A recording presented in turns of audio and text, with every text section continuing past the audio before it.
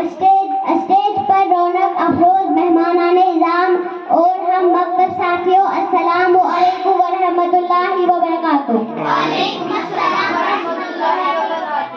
آج میری تقریر کا عنوان ہے تعلیم ہی سکھاتی ہے جینے کا سلیقہ۔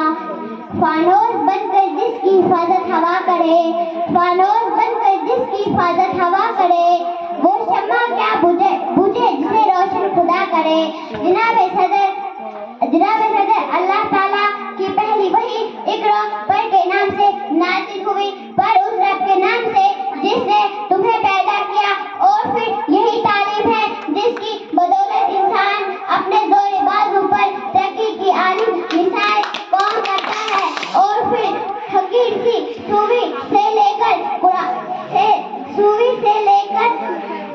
باہری برکم جہازوں پر اپنے نام کے ٹھپے لگاتا ہے، اور پھر اعلان کرتا ہے میرے ہاتھ میں قلم ہے میرے ذہن میں اجالا، میرے ہاتھ میں قلم ہے میرے ذہن میں اجالا، مجھے کیا ڈبا سکے گا کوئی ظلمتوں کا پالا، مجھے فکر اپنے عالم کی تجھے اپنے ذات کا غم، مجھے فکر اپنے عالم کی تجھے اپنے ذات کا غم، میں دلہو ہو رہا ہوں تو غروب ہونے والا، کیونکہ تعلیم ہی سکھاتی ہے جینے کا سلیقہ۔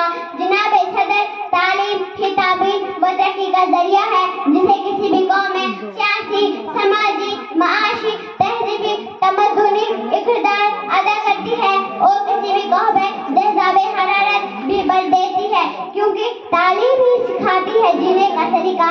افراد کے ہاتھوں میں ہے اقوام کی تقدیر، افراد کے ہاتھوں میں ہے اقوام کی تقدیر، ہر فرد ہے ملت کا مقدر کا ستارہ۔ جناب صدر، تعلیم کے بارے میں مشہور ماحول تعلیم پینٹر نے کہا تھا کہ تعلیم کا مقصد محض علم حاصل کرنا نہیں، محض معلومات کے حصول نہیں، بلکہ انسان کی مکمل زندگی کے لیے اس کی ذہنی افزائش ہے، اس کی اخلاقی تربیت ہے، کیونکہ تعلیم ہی سکھاتی ہے جینے کا سلیقہ۔ ہمارے پیارے نبی صلی اللہ علیہ وسلم نے فرمایا ماں کی گود سے لے کر قبر کی گود تک علم حاصل کرو۔